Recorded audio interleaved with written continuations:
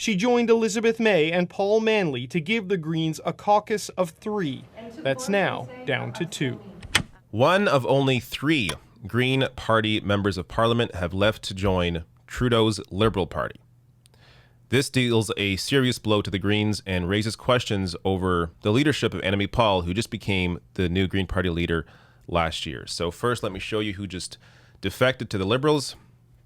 Jenica Atwin, so a Green Party MP, crossed the floor to join the Liberals. Now, there's, as a former Green candidate, I have a lot to say about this because on one hand, as we're going to get to, I understand her frustrations. At the same time, the Liberal Party seems like a bit of an odd choice.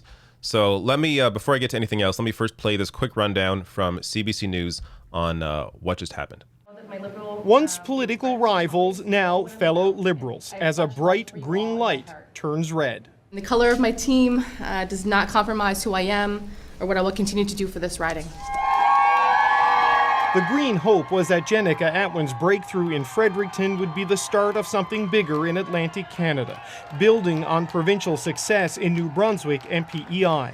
She joined Elizabeth May and Paul Manly to give the Greens a caucus of 3. That's now down to 2.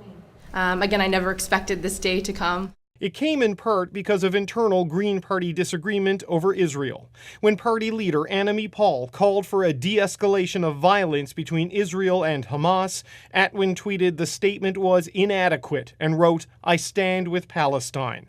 One of Paul's advisors, Noah Zatzman, responded on Facebook, accusing Atwin of appalling anti-Semitism, vowing, "We will work to defeat you." It's been really difficult to focus on the important work that needs to be done on behalf of my constituents, so it certainly has played a role. I have never had anything but incredibly positive things to say about her. I was looking forward to campaigning for her in the next election. Paul says she was surprised by the move, doesn't agree with it, but claims Atwin's conversations with the Liberals predate the controversy over Israel. None of those reasons touched upon me, and her decision predated, not her decision, but her approach to the Liberals well predated the events that you mentioned. But Paul's own MPs seem to corroborate Atwin's version of events. Paul Manly and Elizabeth May issued a statement saying they are heartbroken at the loss of their dear colleague and blaming their own leader's advisor for causing this crisis. David Cochran, CBC News, Ottawa. All right, so that gives you a quick rundown of the facts.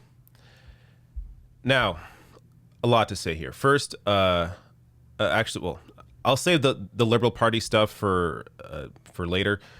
But first, the Green Party leader's role in all this, Annamie Paul.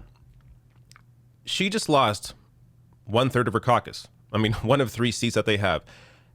And she doesn't even have a seat of her own. And we're talking about somebody here who would not come to the defense of Jenica Atwin after her top advisor said that he would work to defeat her. So clearly here you have an issue where the leader of the Green Party has a completely different position on a high profile issue like Israel-Palestine than her entire caucus does.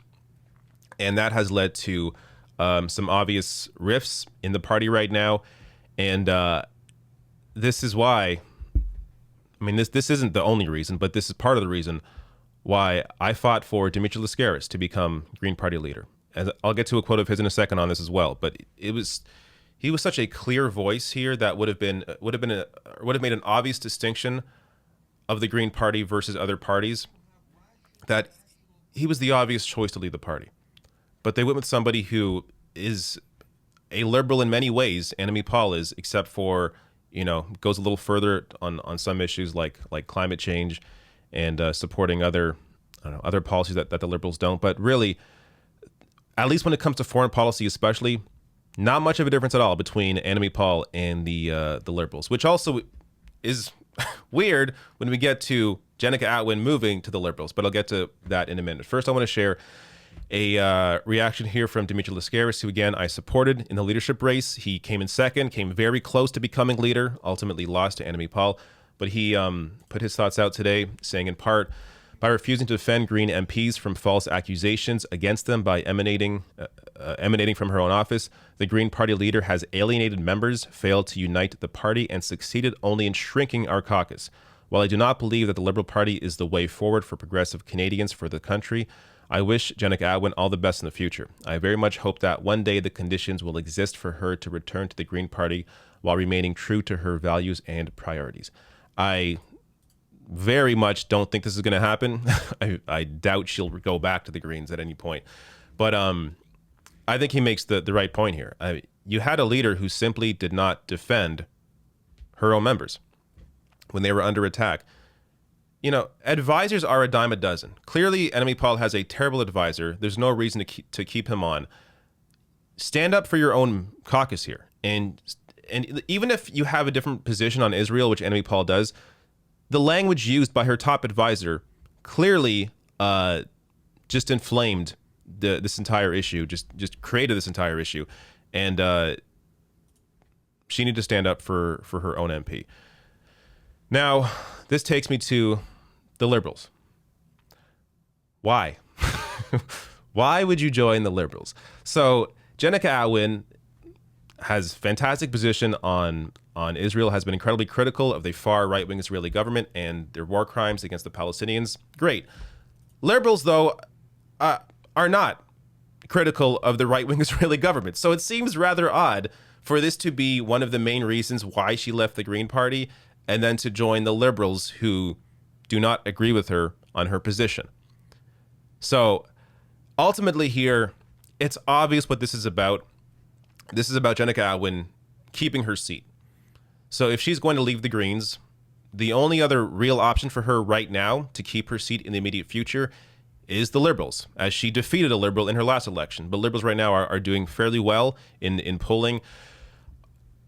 There's a possibility they may form a majority next time. So you have the potential here for, Jenica Atwin could have lost the next race if she had remained a Green in this seat. So she's joining the Liberals with the hope that she can maintain her positions on certain issues that differ from Liberals, but we're going to see how long that lasts. So I just want to share this from the Star.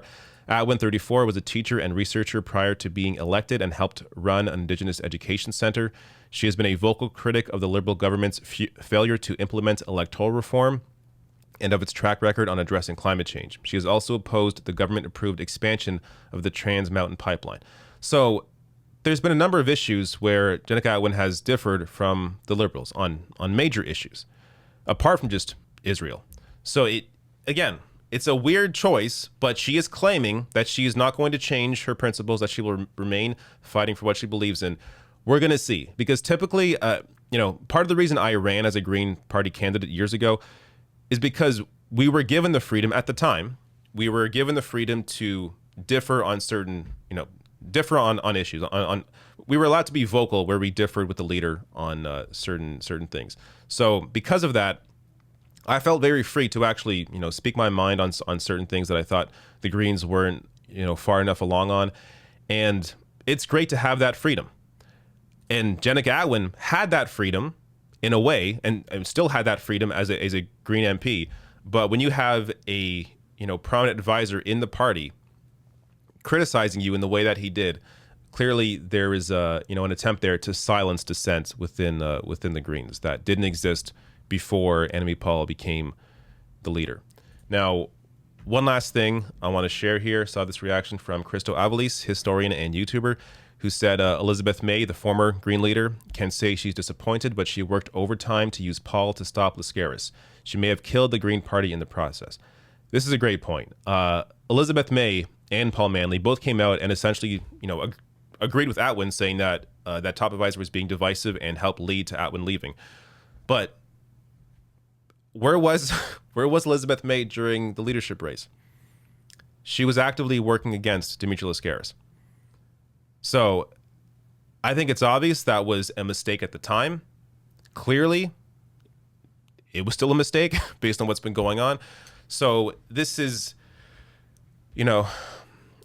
Christo's point here is, I think, well taken.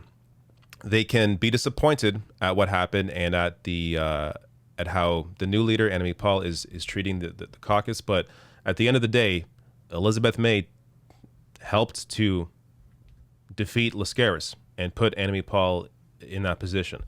And I do think it's clearly damaged the Greens by losing one MP, and there's no growth with the party that has a leader that ultimately does not work to understand and fight for what her caucus believes in.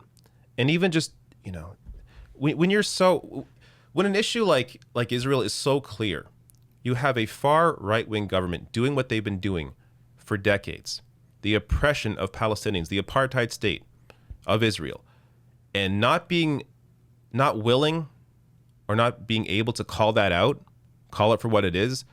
It shows a serious lack of, just evolution and growth and learning and changing. I can understand people having the wrong position on an issue like Israel for, years because they were taught a certain thing. But when you come into new knowledge, that should change your mind. And that's what the Green Party, for me, represented before. Like, hey, we have all this data, all this science around climate change. Why don't we actually do what the data tells us to do? That should also apply to every other issue as well. It shouldn't just apply to climate change. It should apply to everything. When you have the data, you have the knowledge in front of you that tells you the reality of what something is, the objective reality, then you should work to represent that objective reality and do what is necessary on that issue using the data in front of you. So by ignoring the reality of Israel, it really shows a serious flaw in the Green Party leader's ideology. And when she can't even win a seat for herself, I don't see much of an immediate future for the Green Party in Canada.